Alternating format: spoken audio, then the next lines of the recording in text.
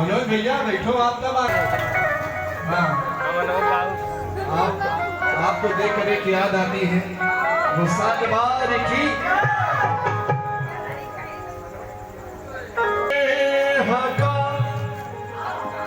सामान तेरी नगरी में आता हिंदू मुसलमान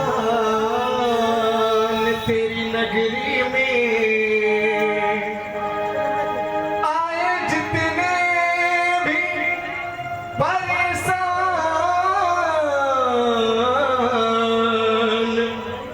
तेरी नगरी में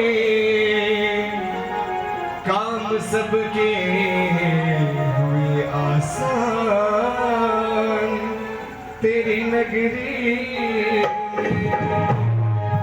भैया परिचय के साथ बताइएगा।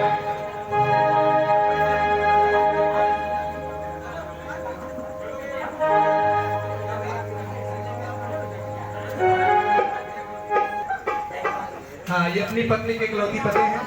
भैया भाभी को हमारा नमस्ते बोलिएगा। आइए, कहना है बाबा से क्या? दीवाना तेरा आया, दीवाना तेरा